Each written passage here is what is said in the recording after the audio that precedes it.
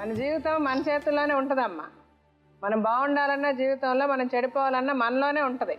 వెనక ముందు ఆలోచించకుండా చేసే పనుల వల్ల ఇలాగే ఉంటుంది. ఏంటంత అవసరం? నువ్వు 9వ తరగతి చదువుతున్నప్పుడు నీకు అంత తొందర ఏంటి? ఒకటితో లవ్ చేయాల్సినంత తొందర ఏంటి? ఒకడంటే వెళ్ళాల్సినంత తొందర ఏంటి? ఒకటి పెళ్లి చేసుకోవాల్సిన తొందర ఏంటి? నిన్న కన్నా మీ అమ్మ నాకు నీకు పెళ్లి చేయాలని తెలియదా? అంటే నేను జరిగిపోయిన దాని గురించి ఇప్పుడు నిన్ను మాట్లాడి నిన్ను బాధ పెడుతున్నానని కాదు. ఈ ప్రోగ్రాం చూసి మిగిలిన వాళ్ళు బుద్ధి తెచ్చుకోవాలి. ఇప్పుడు ఇలాగ ఆలోచించి అమ్మాయిలకు బుద్ధి రావాలి. అవునా కదా? ఇంకా ఎంతకాలం ఇట్లా మోసపోయి, ఎంతకాలం ఇలా ఏడ్చుకుంటూ, ఎంతకాలం ఇలా తిరుగుతారు ఆడవాళ్ళు? అట్లీస్ట్ మిమ్మల్ని చూసి 10 మంది నేర్చుకుంటారని నేను మాట్లాడుతున్నాను. ఇప్పుడు జరిగిపోయిన దాని గురించి మిమ్మల్ని తిట్టో, మీతో మాట్లాడో, మిమ్మల్ని బాధ పెట్టో ఏం ప్రయోజనం లేదు, నాకు తెలుసు అది. కానీ అట్లీస్ట్ మిగిలిన వాళ్ళు నేర్చుకుంటారని నేను చెప్తున్నాను. సరే చెప్పండి. తర్వాత మీ ఇంట్లో వాళ్ళతో చెప్పకుండా వెళ్ళారు, 5 గంటల పెళ్లి చేసుకున్నారు. తర్వాత చేసుకున్నాం మేడం. చేసుకున్నాక మా కులంలో మాట్లాడినాం మేడం. మా కులంలో మాట్లాడితే చూసుకుంటా అన్నాడు, ఆమెను చూసుకుంటా అన్నాడు, నన్ను చూసుకుంటా అన్నాడు మేడం. చూసుకున్నాక అంటే మీ కులంలో అంటే మీ వాళ్ళందరూ కలిసి పెద్దవాళ్ళందరూ మాట్లాడారు. మాట్లాడారు మేడం. మాట్లాడితే అంత మరి ఈమెకి ఏం పెడతావు ఆధారం, మరి ఆమె భార్య ఉంది కదా వాళ్ళ పెద్ద భార్య, ఈమెకి ఆధారం ఏం పెడతావు అంటే 50,000 ఫిక్స్ చేస్తా అన్నాడు మేడం. అవి 50,000 కూడా ఫిక్స్ చేయలేదు, కాగితం కూడా రాసిచ్చింది ఫిక్స్ చేస్తాను మంచిగా చూసుకుంటా అని కూడా కాగితం. అప్పుడు కూడా మీ సోకాళ్ళు పెద్దవాళ్ళు ఎవరో కూడా మొదటి భార్యను పిలిపించలేదు. అప్పుడు కూడా పిలిపించలేదు. సెకండ్ సారి మళ్ళీ పంచాయతీ పెట్టినాక అప్పుడు పిలిపించారు. పిలిపించినాక అంటే ఫస్ట్ టైం పంచాయతీ పెట్టినాక ఏమైంది? రాసిచ్చాడు 50,000 వేస్తానని. వేయలేదా? వేయలేదు మేడం. తర్వాత మీతో ఉన్నాడా? మొదటి భార్య దగ్గర ఉన్నాడు? నాతోటే ఉన్నాడు. వాళ్ళ ఇంటికి తోలుకుపోయింది మేడం. వాళ్ళ ఇంటికి తోలుకుపోయి పక్క పట్టి గుడి చేసిండు. గుడి చేస్తే పోయిన మేడం. పోయి అక్కడ ఉన్నాక నా ప్రెగ్నెంట్ 3 నెలల ప్రెగ్నెంట్ అయితే చెప్పిన ఇట్లా ప్రెగ్నెంట్ అని చెప్తే వద్దని మస్తు కొట్టిండు మేడం. మస్తు హింసించిండు వద్దని. నాకు 3 పిల్లలు ఉన్నారు వద్దు అని మస్తు కొట్టిండు మేడం. కొడితే కూర్చో నువ్వు గోళీలు వేసుకోవాలి, గోళీలు వేసుకుంటేనే అది పోగొట్టుకుంటేనే నీ తడికి వస్తే నీ తడ సంసారం చేస్తా అని అన్నాడు. అంటే నాకు కూడా పిల్లలు కావాలి కదా ఒక్కళ్ళన్నా అని నేను అన్నా. అంటే నాకు వద్దే వద్దు అన్నాడు మేడం. అంత పొట్టి ఎట్లయినా ఇక నాకు మళ్ళీ పుట్టారని ఆశదాన్ని తీసుకొని గోళీలు వేసుకున్నా మేడం. గోళీలు వేసుకోగానే అది పోయింది. అంటే మిమ్మల్ని వాళ్ళ ఇంటి పక్కన పెట్టినప్పుడు వాళ్ళ మొదటి భార్యకి తెలుసా? తెలుసు మేడం. అంటే ఆవిడేమనలేదా? ఆవిడ ఏమనలేదు మేడం. ఈయన వచ్చిన కొద్దీ ఆమె గుంజుకోవడు, ఆమె వచ్చి నన్ను కొట్టుడు, పుస్తలు గుత్త లాక్కపోయింది మేడం. అప్పుడు అతనేమనలే? ఏమనలే మేడం. అతను ఏమనలేదు. సపరేట్గా నా కర్మ గింటే అనుకున్నా ఉన్నా మేడం. ఉన్నాక ఈయన ప్రెగ్నెంట్ తీసేసుకున్నా మేడం. తీసేసుకున్నాక మళ్ళీ ఈ బాబు కడుపులో పడ్డాడు. ఈ బాబు కడుపులో పడ్డాక కూడా మళ్ళీ ఇట్లే వేస్తాడు అనుకొని అంతా మళ్ళీ చెప్పేస్తే అట్లే కొట్టిండు మేడం. నాకు పిల్లలు అస్సలే వద్దు అని పెట్టిండు మేడం. అంటే నాకు కావాలి, నాకు ఒక్క బాబన్న ఒక బిడ్డన్న కావాలని నేను అన్నా మేడం. అంటే నాకు వద్దా అని 1 నెల రోజుల దాకా మా ఇంటికి రాలే మేడం. మా ఇంటికి రాకపోతే ఆయనతో రోజు ఇంటికి పోయినా వాళ్ళ ఇంటికి పోయి మరి నువ్వు ఎందుకు వస్తలేవు మరి అని నేను అడిగిన మేడం. అడిగితే నేను రాను, నాకు పిల్లలే వద్దు, నువ్వు పిల్లలే కానొద్దు అన్నాడు మేడం. అనే కులంలో కూడా అట్లా చెప్పిన మేడం. వీళ్ళు ఇట్లా వస్తాను నా మీదకి ఊరు కూడా చేస్తాను ఇట్లా చేస్తారు అని వాళ్ళ పెద్ద మనసులో కూడా చెప్తే అట్లా కూడా అన్నారు. అమ్మ నువ్వు వాళ్ళ ఇంటి మీద పోకు, ఆమె నిన్ను ఒప్పుకోలేదు, ఆమె తోలుకరాలేదు. నువ్వు భర్త కావాలన్నావు కాబట్టి ఆమె తోటి వచ్చినావు కాబట్టి నువ్వు ఆయన దగ్గరనే ఉండాలి. ఉన్నా లేకున్నా ఆయన ఏం పెట్టినా తినాలి, నువ్వు ఆమె దగ్గరనే ఉండాలి. కానీ ఈమె దగ్గర రావద్దు. ఆమె కైకిలే పోతుందో కూలే పోతుందో ఆ పిల్లల్ని చదివించుకుంటుందో ఏం చేసుకుంటుందో ఆమెకు సంబంధం. నువ్వైతే పోవద్దు అని అన్నా కానీ అట్లనే వాళ్ళ అన్నదమ్ములు కానీ ఆమె కానీ ఇప్పుడు ఇంకో పెళ్లి కానీ ఆమె కానీ మేడేమో ఆమె ఇంటి మీదకి వచ్చి కూడా నోటికి వచ్చినట్టుగా మాటలు మాట్లాడదు మేడం.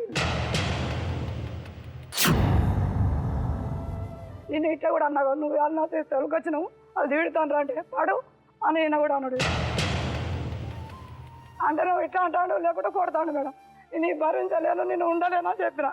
నువ్వు చూడు వద్దు, నాకు ఇది వద్దు, నా ఇంటికి నువ్వు రాకుండా మంచిదే అని చెప్పిన మేడం. అప్పుడు కూడా చెప్పిన ఇట్లా నాకు వద్దు, నువ్వు మొత్తానికి నాకు నేను కోర్టుకు పోయి విడాకులైనా మంచిదే, నన్ను ఈ హింసలు వద్దు, నేను పడలేను, నిన్ను నాకు కొట్టినా కానీ నేను ఎవరి దగ్గర పోలేను. రాత్రి పూట కూడా ఇళ్ళలో పట్టిపోయి గొడవలు పట్టి లక్తా మేడం కొడితే కూడా రాత్రి అయితే కూడా ఎవరు దిక్కు ఉన్నారు నాకు. అందుకని తట్టుకోలేక నేను మొత్తానికే ఉన్నారు అన్న మేడం. ఫస్ట్ నేను ఇళ్ళ దగ్గర ఉండరంటే కూడా పెద్దవాళ్ళు పిల్లలు ఉన్నారు. అమ్మ వద్దు నీకు, ఈయన పిల్లలు పెద్దలు అవుతారు, నువ్వు వెళ్ళిపోతే కూడా పాపం అవ్వాలి వాళ్ళని ఎవరు చెప్తారు అన్నారు మేడం. అంటే కూడా కొన్ని రోజులు మా అక్కలు ఇంటికి పోయినా గొడవలు చెప్తారని మా అక్కలు ఇంటికి పోయి ఉంటే కూడా ఆడికొచ్చి కూడా ఉండమ్మా పిల్లలు ఉన్నారు కాబట్టి ఉండు, ఏదో పాపం నీకే వాళ్ళు లేరు కదా మేము ఉన్నది అని కూలంలో ఉన్నారు కూడా చెప్పారు మేడం. చెప్తే నా బిడ్డలు ఊరికే ఫోన్ చేస్తాను, అమ్మ నువ్వు రామ్మ నువ్వు రామ్మ అని ఫోన్ చేస్తా. ఆ బిడ్డల కోసం పోవాలి నేను.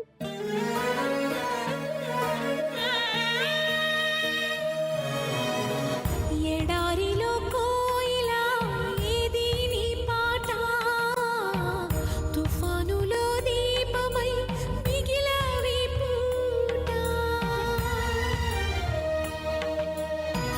ఎడారిలో కోయిలా ఏది నీ పాట, తుఫానులో దీపమై మిగిలావి పూట.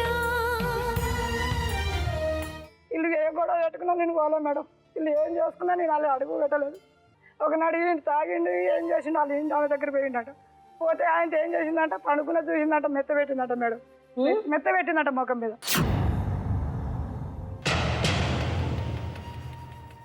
మెత్త పెట్టంగానే అయితే మొసమరలేక లేచి ఆయనతో మొసమరతలేదని లేచి చూసి అబ్బాయి ఇది ఎట్లా ఉన్నట్టుంది అనుకుని ఆయన గెంటేసి వచ్చి మళ్ళీ మాది రేకులు గిట్ల అట్లనే ఉందన్నట్టు అది వచ్చి అలా వండుకున్నాడు. వండుకుంటే నేను చూసి అన్న అయ్యో రాత్రి వచ్చి గిడ వండుకున్నాం ఏమైందా అని అంటే చెప్పలే నాకు. ఇక చెప్పకపోయే వరకు ఒక 2-3 రోజుల దాకా ఆమె దగ్గర పోలే మేడం.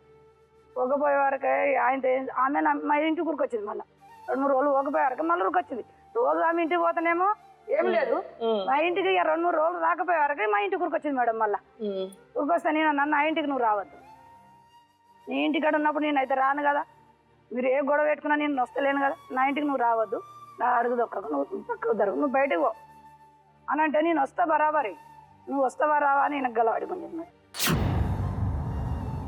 గలవాడి గుంజితే నేను అన్న నా భర్తను చంపాలని ప్లాన్ చేస్తాను. నువ్వు ఇక ఇవరికి ఏం చేసినామంటే నా ముఖం మీద బత పెట్టిందని నాకు ఒకసారి నాకు ఏమైందంటే అబ్బా నన్ను ఏదో చంపాలని చూస్తుంది, ఇది లేకుంటే డబ్బులు అడుగుతుంది, నాకు 50,000 బ్యాంకులు వేయ అన్నది, నీవు నీ భార్యకైతే ఇస్తావు, నీ భార్య అయితే పని చేసుకుంటుంది కదా, నాకు డబ్బులు ఎత్తనే చేస్తావని ఇట్లా గొడవ పెడుతుంది అని అంటే నేను అన్న నీకు పిల్లలు ఉండగా కూడా ఇవన్నీ ఆటలు ఆడుతుంది, నాకు తెలియకుండా చేసినావు ఇవన్నీ, నాకు ఇవన్నీ నేనేం చేయాలి అని చెప్పిన మేడం. చెప్తే కూడా నేను ఆమెను గుంజు నూకేసిందే గది మేడం, కొట్టి ఆమెను నూకేసిన. ఎట్లంటే నా భర్త నా ఇంటికి వచ్చినావు నన్నే అంటాను, నా భర్త పోతేనేమో ముఖం మీద పెట్టి చంపాలని ప్లాన్ చేసినావు, నువ్వు నా ఇంటికి ఎందుకు వచ్చినట్టు నువ్వు నడు, నువ్వు ఏ పెద్ద మనసులో చెప్పుకుంటావో నేను ఆడికి వచ్చి నేను చెప్తావా అని నేను నా ఇంటికి వచ్చి దొబ్బేసిన మేడం. దొబ్బేయంగానే ఆమె కింద పడదు మేడం. కింద పడంగా లేచింది. మళ్ళీ మా కులబోలు వచ్చి ఇది ఉన్నా కూడా గిట్టన గొడవ అవుతుంది అని మొత్తం మనిషి మీద వాడు నూకేసుడు గల్లబాటి గుంజుడు అని ఉంటే పంపించు అమ్మకి టైట్ అయింది అని. అప్పుడు ఫారిన్ లో ఉన్నారు, పంపించు అని అంటే ఇక్కడ నాకు పాయిజన్ కొనుక్కుని తాగుదామన్నా డబ్బులు లేవు, నీకేం పంపాలి అన్నారు.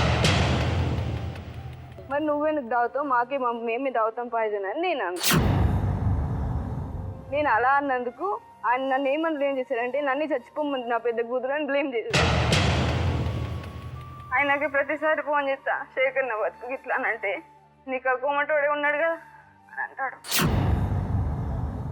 నీకు ఓళ్ళు కనవాళ్ళేరమ్మ, నువ్వు మంచిగా చూడడానికి మంచిగా ఉండవు, చెల్లె సంబంధంతో నీకు ఎట్లా ఆడుకోకపోతే ఎందుకు, మర్రితో నువ్వు ఎట్లుంటున్నావు, చెల్లె సంబంధం నీకు ఓళ్ళు లేరా, దేశంలో నీకు ఓళ్ళు దొరకలేరా అని అంటే దానికి సమాధానం ఇయ్యాక నేను ఇల్లేనే ఉంటాను, నువ్వేం చేస్తావు చెయ్యి అని పోయింది. ఏ చిన్న ఆడ నానట్టున్నది మరి పో అంటున్నది అని అన్న ముచ్చట ఎట్లుంటుంది మేడం, మీరైతే ఆలోచించుకోండి. అదంటే మా నాన్న ఏమన్నాడు, పో అని వాళ్ళని వెళ్ళగొడుతున్నావు, నువ్వు ఇంట్లోకి వెళ్ళి చక్కగా నువ్వు అని అంటే నా గుండె బద్దలేంది మేడం. వాళ్ళని పో అంటే వాళ్ళకి ఒక ఇల్లు ఉన్నది, పిల్లలు ఉన్నారు, భర్తున్నారు, అవి పోతుంది. నేనెటు పోవాలి చెప్పు, నేను ఏ ఆధారంగా ఉన్నా నేను ఎటు పోవాలి. సో వీళ్ళెవరు మిమ్మల్ని చూసుకోలేదు కాబట్టి ఆవిడ భర్త వచ్చి మిమ్మల్ని పెళ్లి చేసుకొని వెళ్ళిపోయాడు, అంతేనా? గోదావరి పక్కన గుడి ఉంది, అక్కడే పిలిచి మాట్లాడుకుందాం హాయిగా అంటే ఈవిడ 10 మందిని వేసుకొని వచ్చింది అటు. మీరు ఇంకొక ఆమెను పెళ్లి చేసుకుంటానంటే ఆవిడ 10 మందిని తీసుకురాకుండా ఒక్కతే వస్తుందా? ఇంట్లో ఒక స్థానం లేనటువంటి ఒక వ్యక్తి సమాజంలో బయటపడినప్పుడు సమాజం ఎటువంటి గౌరవం ఇస్తుంది? ఇవ్వదు. పెళ్ళయింది, విడాకులైపోయింది, ఇంట్లోంచి బయటపడింది కాబట్టి క్యారెక్టర్ లేదు. సో ఇటువంటి లేబుల్ ఆ అమ్మాయి మీద పడింది.